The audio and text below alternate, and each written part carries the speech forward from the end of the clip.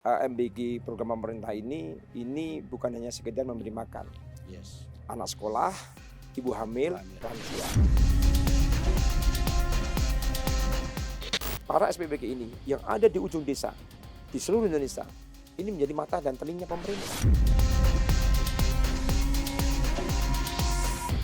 Kita tadi bukan pejabat, kita ini pelayan.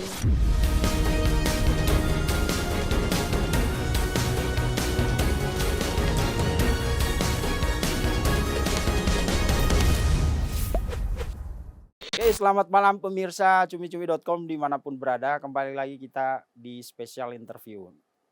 Tamu saya malam ini luar biasa spesial, bukan orang biasa ini. Kalau kemarin kita ada lawyer, ada pakar hukum, ada pakar politik. Hari ini tamunya itu dari Angkatan Laut. Bapak Laksamana Pertama Taufik Arif. Ya. Selamat malam Pak, selamat datang di studio kita. Terhormat sekali Bapak duduk di kursi spesial interview malam ini. Terima kasih. Beliau ini sekarang bekerja di Balitbang Kementerian Pertahanan. Tapi ada tugas penting yang sekarang sedang diemban yakni mengurus SPPI, siswa SPPI. SPPI itu Sarjana Penggerak Pembangunan Indonesia. Nah, ini perlu dijelaskan. Ini idenya apa sih sebenarnya SPPI ini? Baik, terima kasih Mas Vincent. Saya juga merasa bangga, beruntung ya bisa ketemu dengan Mas Vincent dengan tim yang ada. Saya coba mulai menjelaskan tentang SPPI ini. SPPI adalah Sarjana Penggerak Pembangunan Indonesia.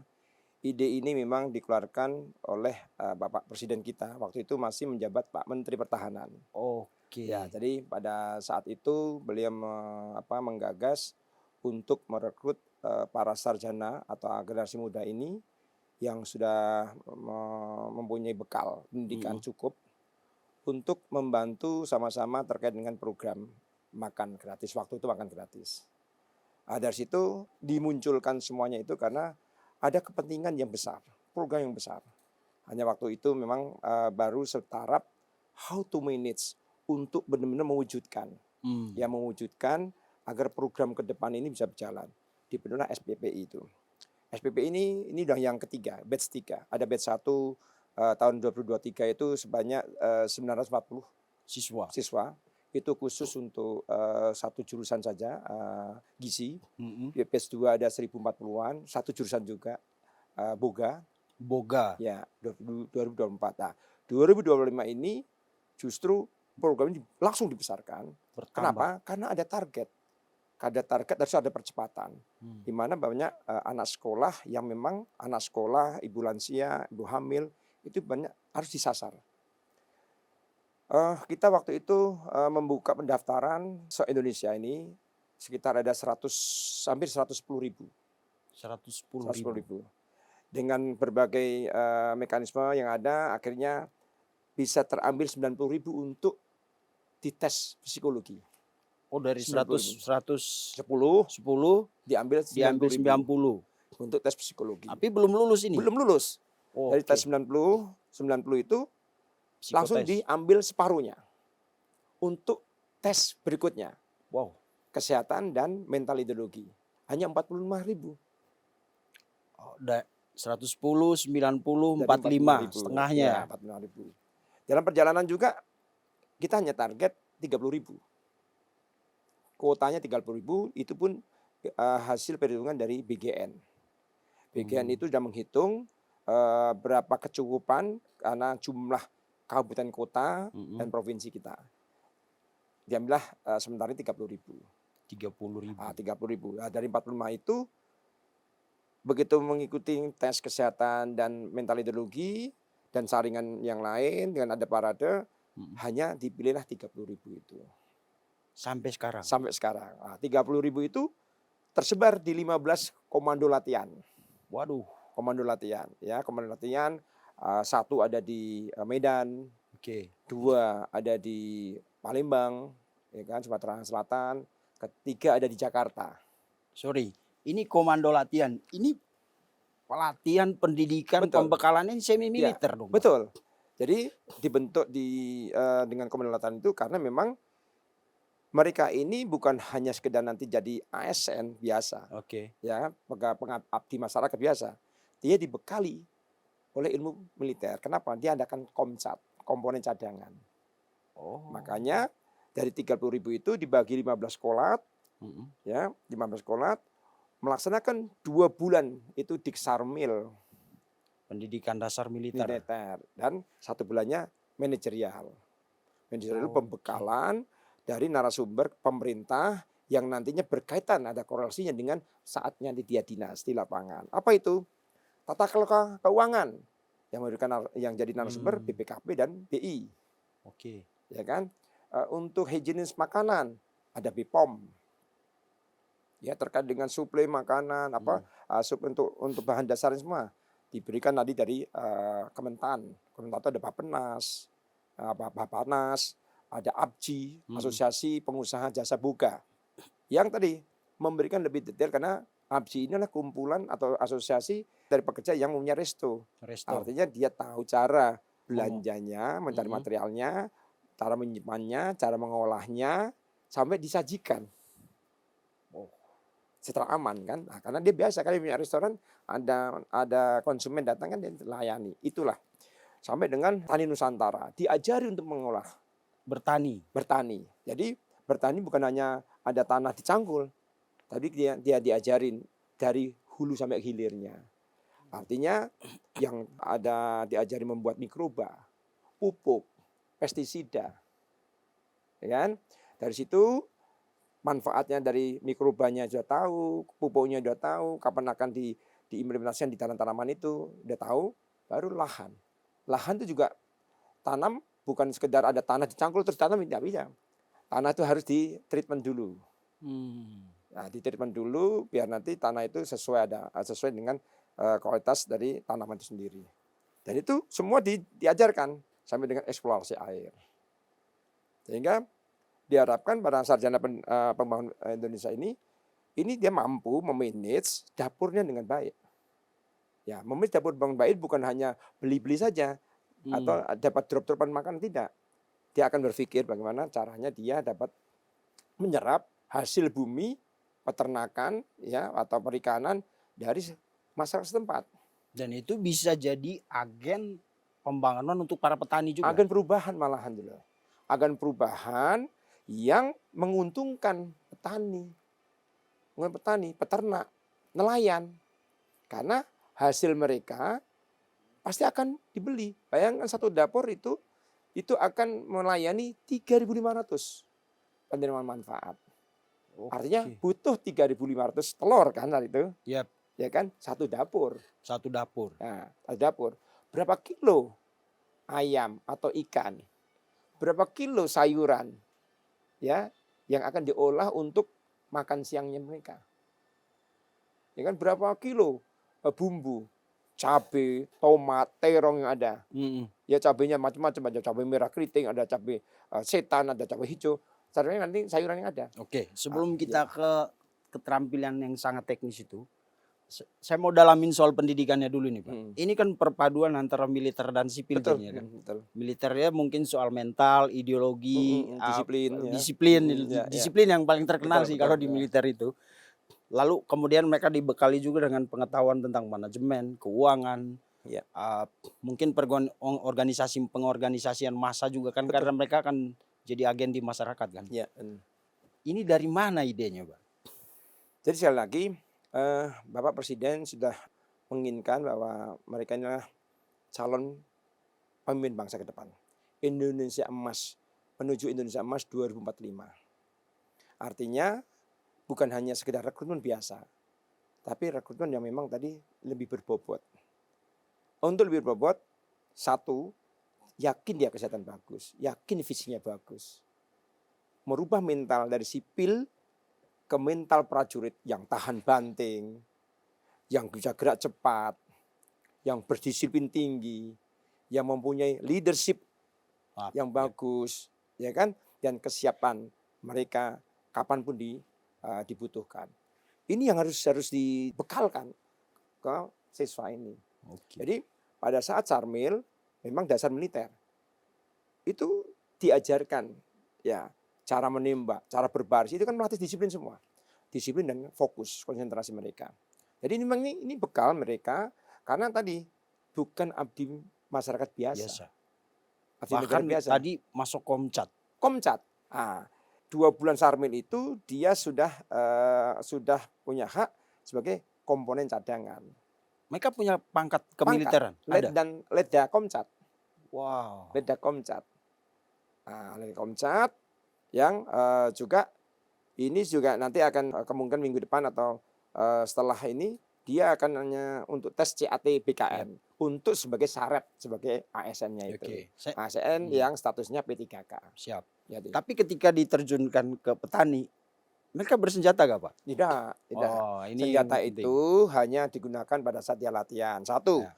mengenal senjata, ya kan? Pengenalan pertama. Kedua, merasakan bahwa penggunaan senjata itu perlu presisi dari hati, pikiran, dan tindakan. Ya kan? Ketiga, bagaimana dia harus merawat senjata itu dengan baik. Kan itu. Artinya kalau itu sudah diajarkan dari awal, suatu saat dia jadi pejabat pun kalau main senjata dia juga harus hati-hati. Bukan jadi arogan malahan. Bekal saat selesai Sarmil itu benar-benar tadi akan merubah jiwa mereka yang sipil menjadi jiwa militer. Jiwa militer. Jiwa militer. Bukan orang militer, tapi jiwa militer. Yang tahan banting. Patriotik pasti. Patriotik pasti. Yes. Nasionalis, patriotik, cinta tanah air, bela negaranya tumbuh. Dan itu alhamdulillah terwujud semuanya. Oke, ini Ya 30.000 orang. Ketika bertugas mereka ada di bawah pengawasan siapa Pak? BGN. Oh, Badan BGN. Gizi Nasional. Berarti ujung-ujungnya ini adalah SDM yang akan mensupport program MBG. Pasti ya. Makanan. Pasti, kan. Ya, karena itu sudah harus kewajiban. Seluruh SPPG yang ada wajib hukumnya ada lulusan SPPI. Selama ini yang kelihatan di permukaan adalah ada dapur yang bertugas masak, lalu membagikan makanan ribuan jumlahnya, tapi tidak pernah, apa saya yang salah, jarang sekali muncul cerita tentang bagaimana proses itu di belakang. Nah, Om Taufik akan ceritakan makanan bergizi gratis itu sebenarnya bukan soal menyediakan makanan. Silakan Pak. Ya, betul. Ini memang harus edukasi ya, edukasi betul. Dan informasi itu harus disosialisasikan secara intens agar secara utuh didapatkan. Betul. Jadi MBG program pemerintah ini bukan hanya sekedar memberi makan. Yes. Anak sekolah, ibu hamil, lansia, ya kan? Dari ujung inilah kita memang bekerja. Tapi ada sesuatu yang mendasari semuanya. Kenapa? Karena di dalam itu kita akan menggerakkan ekonomi kerakyatan yang lebih besar. Apakah bisa? Sangat bisa. Karena hampir semua dapur wajib hukumnya menyerap hasil bumi dari masyarakat setempat. Apakah itu pertanian, peternakan, perikanan, itu harus wajib. Nah, dari situlah nanti akan ada perubahan besar di mental masyarakatnya sendiri. Gitu. Ya, bahwa dia harus berupaya untuk menghasilkan lebih bagus. Satu. Kedua, menghidupkan ekonomi rakyat itu menjadi tulang punggung untuk kegiatan ke depan. Kenapa? Biar kita tidak selalu jadi lingkaran setan, rentenir dan tengkulak. Betul. Kenapa? Tadi hasil bumi yang ada ini bisa langsung diterima oleh dapur atau dijembatani oleh Koperasi Merah Putih nanti. Kalau banyak kuantitasnya. Dapur dengan menyerap lagi. Karena dia ada di dapur kemampuan menyimpannya 3 hari. Biar lebih fresh terus. Nah, dari ini semua jelas kita akan tumbuh ekonomi kerakyatannya. Ya. Masyarakat petani kita yang tadinya terlilit utang, udah capek-capek nanam padi, nanam sayuran, pas panennya drop. Atau pas panennya juga harganya murah. Ini insya Allah 2-3 tahun tidak akan terjadi lagi. Dan tadi balik lagi agen-agen yang sudah dididik tadi yang akan jadi. Iya.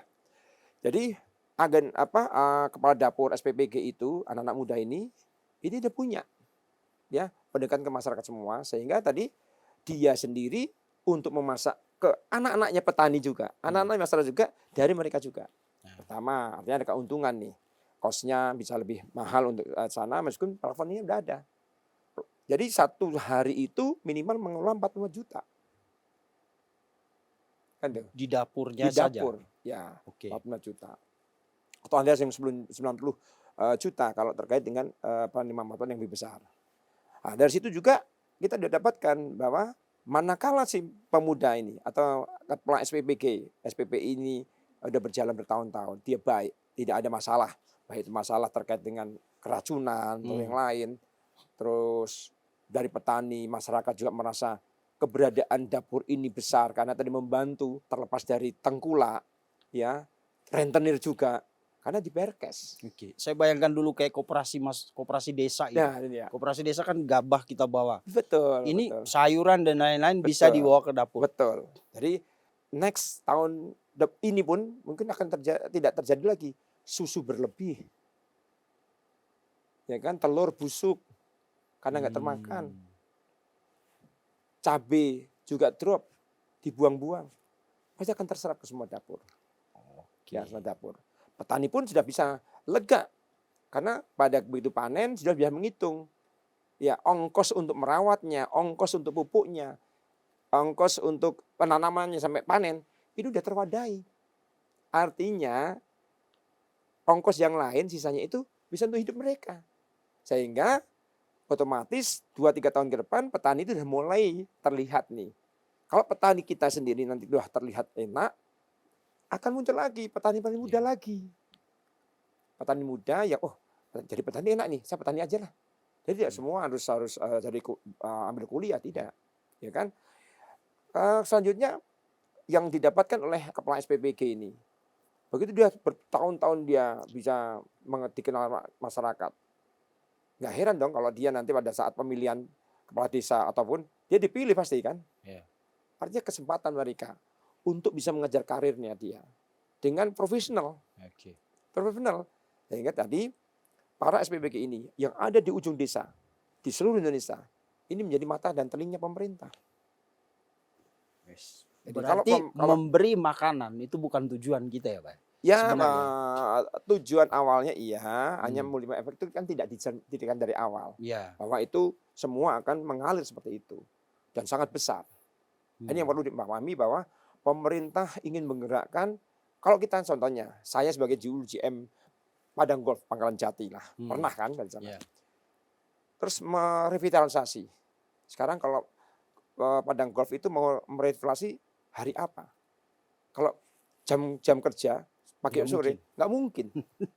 Mau diusir kemana itu? Terus dari mana lagi yang mau lapangannya dulu, jalan treknya dulu, golf car-nya, mungkin office-nya, dari mana? Nggak bisa kan kita. Tapi kalau kita berpikir sama-sama dengan pemainnya yang ada sini, Bapak gimana enaknya? Akhirnya muncul solusi. Berarti ada proses partisipatif ya di Betul. Nah, ini kan partisipatif kalau MBG partisipatif dari instansi terkait, dari masyarakat. Ini besar sekali, Mas. Inilah yang diinginkan, adanya kolaborasi positif dari seluruh komponen masyarakat yang ada di situ. Oke, dan ini bukan sekedar omong-omong. Ya, betul. Tadi Bapak cerita sebelumnya, ada contoh di Cimahi. Itu menarik loh, Pak. Oh iya. Pasti orang senang. Dan kebetulan satu-satunya ini yang terjadi nih, yang dipraktekkan. Betul. Momentumnya pas ada. Ya, memang yang di Cimahi itu saya memang silaturahmi lah ke seluruh pejabatnya di Cimahi. Ke wali kota semuanya. Sampai akhirnya antisipasi saya ke depan bahwa siswa saya ini tidak boleh biasa-biasa saja. Harus luar biasa. Luar biasa dengan apa? Kontribusi positif ke daerahnya. Karena dia datang dari Medan, datang dari Padang, datang dari Kepri, datang dari Babel, Papua, NTT. Betul semuanya. Terus pendidikan terus pergi. Apa manfaatnya di daerah itu? Nah, itulah yang saya kembangkan. Sehingga pada saat kita praktek untuk tani Nusantara itu, kita justru mencari lahan yang nggak bermanfaat. Pertama. Kedua, lahan yang ada untuk kita tingkatkan kualitasnya. Dan hasilnya ditingkatkan kualitasnya. Makanya kemarin terwujud petani kita kemarin jadi raja. Iya, dia Raja mandornya. di Cibogo itu, Kota Cimahi. Pekerjaannya Jadi sarjana semua nih. pekerjaan sarjana semua. Jebolan SPPI Ya, lagi. saling menguntungkan. Saya Ada keinginan mengajari mereka di lapangan langsung, ya. Jadi 1 hektar itu kita bagi, kan ratusan siswa saya, gantian nyangkul. Ya, ternyata nyangkul sawah, ya nggak gampang-gampang juga, tapi juga nggak susah. Ini mental Mental mental bisa. Iya. militer tadi itu ya. Jadi yang bukan anaknya Jiwa-jiwa petani, militer iya. ya. Jadi nggak banyak petani, nggak, serem banget. Yang anak petani biasa pernah, yang enggak kan banyak. Disitulah muncul namanya apa? Esprit de corps. Oh, apa itu, Pak? Kekuatan kebersamaan corps. Jadi kesetiakawanan kita lebih lengkap. Ya kan? Terus dia ada interaksi dengan masyarakat, apa yang dihubungkan? Dia paham benar. Oh, masyarakatnya masih seperti ini ya. Konvensional seperti ini ya di daerah ini. Ya, dia akan berpikir, oh iya, saya akan lebih bagus lagi untuk Transformasi pengetahuan dan teknologi teknologi semuanya. Jadi petani Cibogo besok itu naik 2,5 bulan. Ini kan ada 15 hari, berarti 2,5 bulan lagi panen. Yang tadinya hanya panen 2 ton, dia bisa panen 6 ton. Wow. 6 ton kan? Gimana caranya itu? Ya, bibit dan cara pengolahannya. Bibitnya udah bagus, pengolahannya lahannya udah bagus, timelinenya untuk tadi kapan nyemainya, kapan dipupuknya, kapan dirawatnya itu udah terjalan. 6 ton ini bukan omon-omon juga ini. 6 ton kita akan ujian benar, dan saya sudah membagi. Sebelum panen sudah membagi angkanya. Para petani senang mendengarkan karena dia tidak kerja dapat peningkatan 100%. Yang 2 ton ya tadi yang terkait langsung pemuda yang membantu mengkomunikasikan, Pak RW, Pak RT semuanya dapat. Dinas yang lain dapat. Untuk apa? Berbagi bahwa hasil bumi ini dirasakan oleh semuanya. Dan kita sudah membuktikan 2 ton jadi 6 ton. Wow. Nah, itu yang benar. Keren. Itu baru lahan basah. Lahan keringnya sudah banyak terjadi ya. Kayak kemarin kita panen dari mulai pakcoy, selada, kangkung. Ya kan? 2 minggu lagi besok kita panen sawi, edamame. Banyak. Karena itu memang tanaman jangka pendek. Jadi jangan lupa kita itu punya tanaman 3 di gelombang 3 ini. Ya. 1 tanaman pendek itu kita bisa panen 25 hari. Ya, dari bayam, pakcoy 25 hari. Udah sebulan loh. Enggak ada sebulan. Petani kaget juga kan. Ya, kalau yang tengah-tengah, jangka menengah kita mengenal cabai-cabean. Tomat. Cabai-cabean. Cabai loh, bukan cabai-cabean yang selama ini kalian banyak ya. Kita nggak nanam cabai-cabean. Ya. Ini cabai beneran ya, cabai. Ya, cabai rawit, cabai hijau, cabai merah, itu, terong dan tomat. Itu 45 hari. 45 hari. Setengah bulan. Ya, anjoy. Kata anak sekarang, anjoy. Makanya kalau yang dibutuhkan kan banyak restoran ada ya, tanam pendek-pendek itu. Dan Pak, dari cerita Bapak, kan sekarang itu banyak ide bagaimana supaya kita maju. Ada yang sampai bilang, udahlah buka aja judi apa gitu kayak Las Vegas deh. Padahal itu salah. Kenapa dulu Las Vegas bikin judi? Karena tanahnya nggak subur kan. Nggak ada yang bisa dihasilkan di situ. Nah di kita Pak, tanah kita subur sekali. Sangat. Maka ini yang harusnya kita jalankan. Cuma kan sekarang orang gengsi jadi petani. Tapi dengan adanya tadi 30.000. Boleh sekarang kira-kira 40.000 lebih lah Pak ya. Karena kan udah batch 3 itu kan 30.000. 32.000 kita sekarang punya. 32.000 SPPI tadi.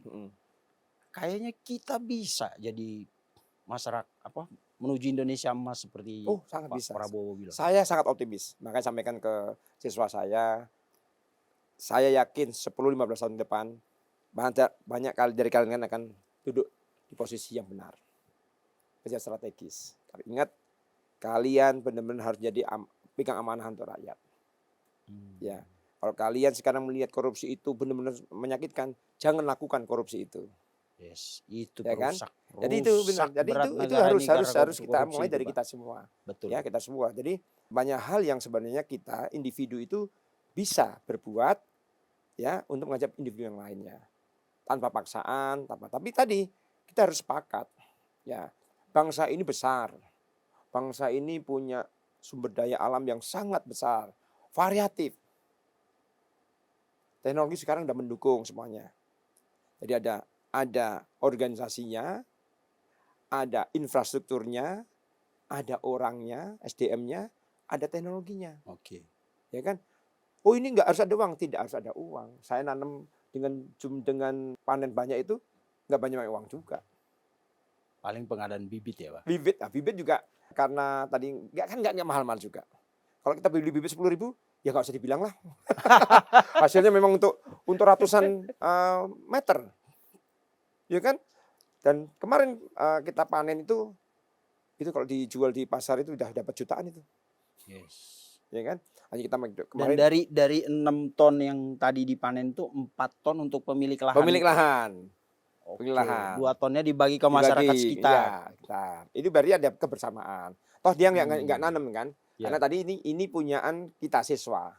Siswa, satu siswa itu belajar mengolah lahan, sawah, pembenihan, sampai pembibitan semuanya. Ya kan? Diatur semuanya. Jadi petani yang lain kan tidak hanya melihat. Betul. Adanya ini nanti panen, petani nggak ada capeknya. Nggak ada capeknya. Tapi hasilnya justru 100%. Naik 100% dari 2 ton ya 4 ton. Dan ini bisa mengangkat nasib petani yang selama ini dibilang termarginal kan itu ya, Pak? Betul ya. Karena mereka bisa jadi tuan atas dirinya sendiri. Betul.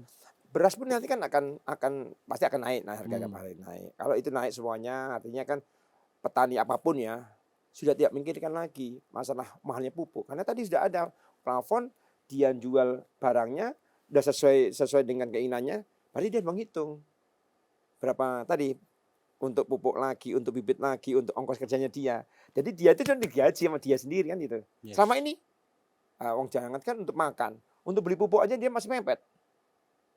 Nggak nyambung dia akhirnya kan. Untuk beli pupuk nyanyi lagi 1 hektar lagi, dia harus bertahan hidup lagi kan. Makanya panen kita hitam, kurus, kering. Iya betul. Karena tadi jatuh di lingkaran utang piutang. Gizinya nggak masuk. Bayangkan petani kan beras loh, sampai kelaparan. Petani kelaparan tuh lucu. Salah kan? Kayak tikus mati di atas lumbung beras ya Pak. Itu yang kita rubah. Ini akan dirubah oleh pemerintah Pak Prabowo ini yang tentunya sangat intens dan sangat cepat gerakannya untuk merubah semuanya. Dan ini bagian dari strategi menjalankan program makanan bergizi. Betul, program pemerintah. Oke. Ya, program pemerintah. Sekali lagi ditegaskan pemirsa, jadi program makanan gizi gratis itu ternyata bukan sekedar menyiapkan makanan, betul. Tapi tujuannya sangat besar. Betul. Tadi sudah ada penyerapan tenaga kerja, 30.000 orang sarjana dipekerjakan untuk itu. Mereka masuk ASN tapi kontrak sementara, tidak menutup kemungkinan untuk jadi ASN utuh. Oke. Lalu mereka diturunkan ke masyarakat, mendampingi masyarakat, petani umumnya, nelayan juga, untuk bagaimana meningkatkan hasil pertanian atau hasil dari tangkapan nelayan gitu ya Pak. Jadi ini sebenarnya program yang komprehensif. Ada satu lagi yang belum. Dapur kan perlu penyiapan peralatannya. Yes. Industri kena juga. Betul. Sekarang ada industri pembuat food tray, ya kan? Yeah. Wah di mana-mana food tray hampir semua membutuhkan. Bayangkan nanti, berarti kan ada tahun ini harus ada 82 food tray untuk makannya, ya kan? Ada industri kita, Bekasi, Tangerang sudah ada. Semua lokal. Oke. Ya ada kapal-kapal, ada yang impor juga, tapi kita sendiri sudah membangun juga, sudah ada. Artinya mulai banyak semuanya. Ya di Bekasi ada, di Tangerang ada. Jadi bergerak semuanya, alat dapur juga seperti itu. Dan tadi salah satu hal yang dikatakan tuh ini juga membantu kita untuk swasembada pangan ya Pak. Betul. Swasembada pangan akan terwujud. Ya, akan terwujud, dan teknologi bukan hanya untuk kita bisa panen banyak, tapi teknologi untuk menyimpan ya bahan makanan yang tadi over panen tadi udah kita siapkan juga. Oke. Ya kan beras nanti berapa lama dia harus, jadi FIFO, first in first out. Oh. ya kan? Panen sini masukkan yang lama terus. Jadi nggak ada lagi Sirkulasinya kita lancar. swasembada beras, Mhm. tapi karena beras penyimpanannya nggak bagus, akhirnya rusak nggak. Justru ini, kelebihan lagi bisa diimpor. Akhirnya tadi kita tidak lagi mengimpor beras. Artinya devisa kita akan bertahan Bertahan. bagus. Jagung apalagi ini jagung menyusul. Ya, ya ini kita akan menyasar semuanya. Mungkin insya Allah 9 bahan pokok yang ada di kita ini akan berubah ya. Oke. Berubah satu untuk mendapatkannya akan lebih mudah. Setelah mendapatkan lebih mudah, harganya akan lebih murah. Ya kan? Setelah harga murah juga kualitasnya juga bagus. Yap. Itu karena tadi semua sudah bekerja sesuai dengan bidang masing-masing. Yang berpikir lagi untuk teknologi akan cepat ada akademisi. Ya. Ya, yang berpikir lagi untuk bisa memproduksi banyak ada industri. Ya kan? Hasil semuanya kita gabungkan dalam makan bisa untuk masyarakat kita. Insya Allah makin 2 tahun ke depan stunting mungkin udah bisa sangat kecil. Nah, ini kan kita menanggulangi pengangguran, menanggulangi stunting, meningkatkan ekonomi, mencerdaskan anak bangsa. Oke. Apalagi sekarang berbarengan lagi dengan sekolah gratis. Hmm. Artinya yang diinginkan oleh masyarakat itu semua akan terpenuhi semuanya. Ya, satu sisi itu. Jadi sisi ekonomi ini memang benar-benar harus dijaga. Satu sustainability-nya, kelanjutannya dijaga terkait dengan kualitas, kuantitas semuanya dan cara ya mekanisme untuk mulai dari awal sampai panen lagi. Cara. Jadi ini kita tidak main konvensional lagi. Ya, kita sudah menggerakkan semua komponen untuk sama-sama ini.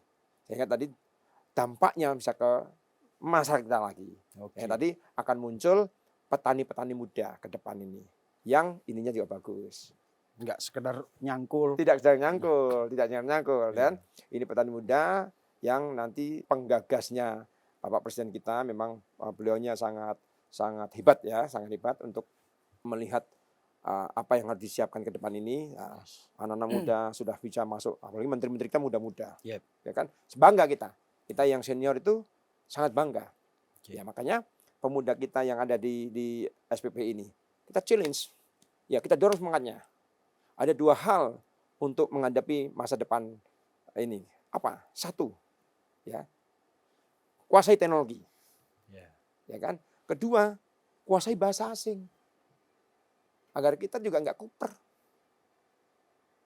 Kalau kita udah 2 itu kita kuasai, basicnya kita udah ada. Ya, kalau Angkatan Laut mengenal 3, ada trisila. Ya, disiplin, hierarki dan kehormatan militer. Nah, sekarang di negara pun juga seperti itu. Juga akan melibatkan hal-hal yang tadi menguatkan langkah kita semuanya untuk bisa memfokuskan agar nanti hasil-hasil yang kita rencanakan optimal. Oke, Pak Om Taufik. Om Taufik. Salam hormat Pak Om Taufik. Bapak tahu ini strategi besar. Tapi yang diributkan selama ini hal-hal kecil di permukaan. Bungkusannya jelek, mencong misalnya. Netizen kita atau masyarakat kita itu kadang lebih membesar-besarkan hal kecil. Telurnya busuk, padahal cuma 1 biji dari 1000 misalnya. Lalu apalagi vendornya ngeluh karena belanjanya dikurangin atau apalah itu terlalu banyak kerannya dan lain-lain gitu. Bapak yang tahu apa yang ada di balik MBG ini, bagaimana menanggapi komentar suara-suara minor itu, Pak? Oh, nggak apa-apa. Banyak kepala, banyak pikiran, banyak orang, banyak omongan, ya kan? Sekali lagi, semua itu untuk kebaikan. Ya, saya sampaikan kepada para sarjana kita yang nanti akan turun ke bawah, itulah tantangan kita. Kalau masih ada masyarakat yang komplain, berarti kita belum cermat. Selalu ambil yang positif terus, ya kan? Tidak perlu harus dilawan dengan omongan juga, tapi tunjukkan perubahan itu ada. Kalau hari ini ada yang keracunan, oke, kita yakinkan berapa bulan bertahun tidak ada keracunan, itu perubahan, ya kan? Karena omongan-omongan yang jelek itu mungkin kalau saya tidak menyalahkan, karena pemahamannya kurang. Ini yang penting. ya kan? Kayaknya ini yang paling dominan. Pemainnya kurang. Kedua, ya dia mungkin nggak kenal banget dengan Ya. program ini. Mungkin informasinya Betul, terbatas. nggak utuh kan? Dia taunya Ya. cuma ada barak. Jadi nggak salah. Kalau kita bicara dengan orang yang mungkin mohon maaf tanda kutip bodoh, ya kita nggak bisa neken-neken dong dia nggak tahu. Ya kita nggak perlu menjelaskan sampai kita berpusat, enggak. Yep. Yang jelaskan kalau, oh Pak minuman ini bisa ini untuk kopi Pak. Ya kalau saya kasih sirup, nggak bisa Pak, ini kan untuk kopi. Padahal fungsinya gelas, cangkir bisa untuk semuanya. Segampang itu kita harusnya. Jadi ada hal yang menjurus ke negatif, itu anggaplah itu informasi. Jadi Bapak Untuk positif menyempurnakan. sekali loh. Saya aja kesel loh Pak. Nggak boleh. Kita Apalagi ini, setelah tahu penjelasan ya, tadi ini. kita ini melayani masyarakat. Yang kita kedepankan adalah wish kita. Karena kita tadi bukan pejabat, kita ini pelayan. Wah, ini Itu yang harus diutamakan. Kalau kita menyadari itu, insya Allah ya, apa yang disampaikan masyarakat itu menjadi bumbu kita. Ya, sekali lagi, semua di kehidupan ini tidak ada yang sempurna. Tapi kalau kita mau merubah untuk hal yang baik, meskipun diproses nggak apa-apa. Toh kita nggak berbuat salah. Kan gitu. Nah inilah yang harus dicontohkan ke masyarakat. Saya yakin kalau kita melakukan itu, orang-orang tadi yang mesti akan surut, hilang lama-lama. Itu. Tapi kalau itu dilawan dengan omong-omong jok gua, itu yang nggak jelas, malah justru yang melawan. Karena masyarakat ini, masyarakat kita yang kritis itu perlu harus dijawab. Yeah. Jawab itu bisa jawab dengan teori, bisa jawab dengan praktek, tindakan nyata. Okay. Nah, kita sekarang yang mau mana? Tapi harus menjawab loh. Menjawab dan menyelesaikan. Solutif kita.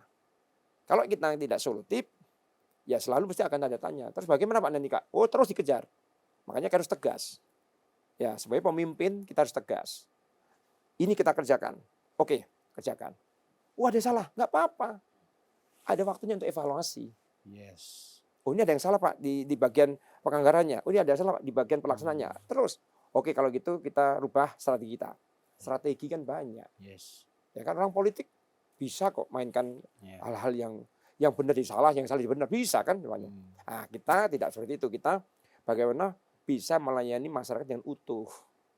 Kalau masaknya dengan hati, pasti rasanya enak dong. Nah, kita jaga ini situasi ini dengan baik. Wacana dijawab dengan tindakan nyata. Iya, betul. Itu yang kita lakukan bersama. Ingat yang tidak kalah dengan situasi.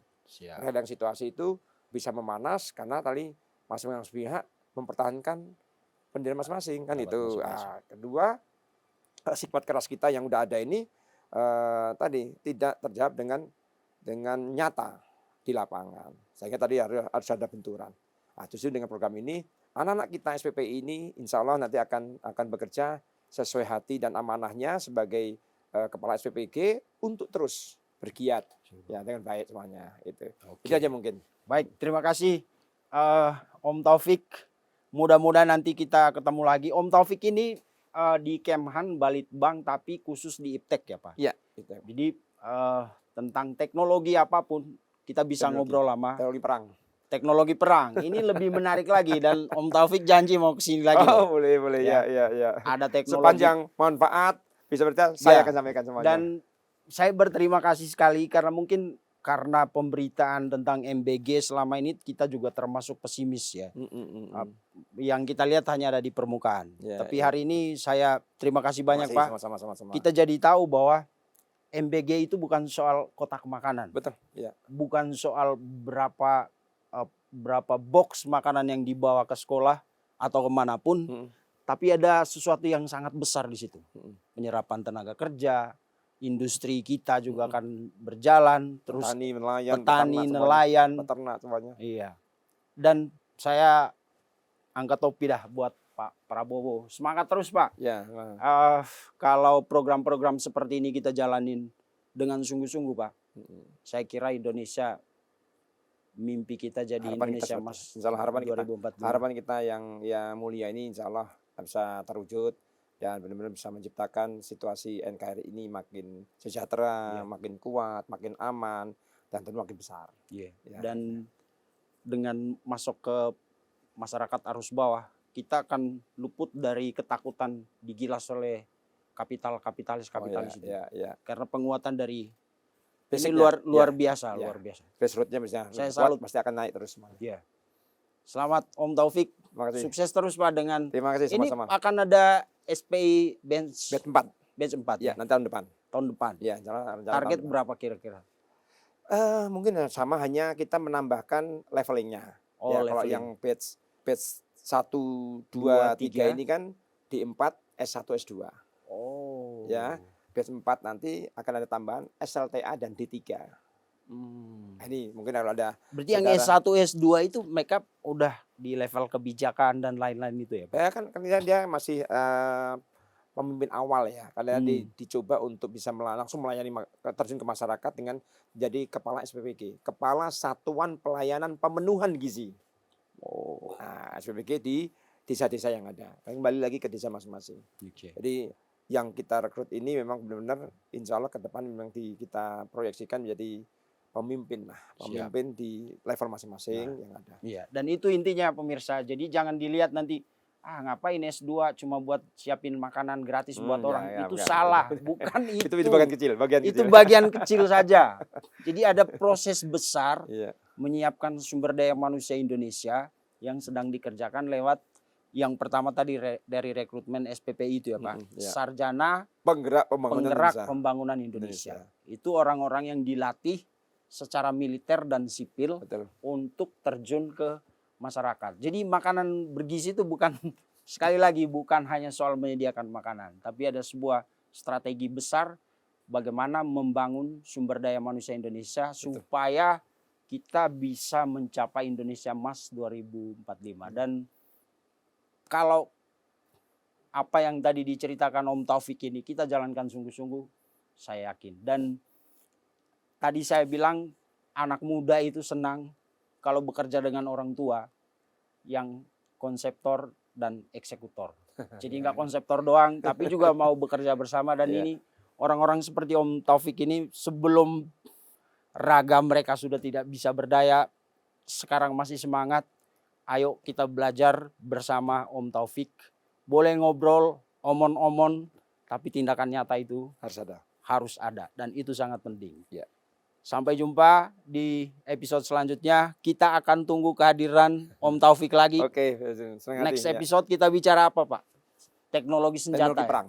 Teknologi perang. Senjata, ya. Alutsista. Alutsista. Ini seru. Tadi saya sudah ngobrol, tapi nanti di next episode ya Pak. Ya. Kita tunggu lagi kedatangannya Pak. Terima kasih Om Taufik. Selamat malam. Sampai jumpa di episode selanjutnya.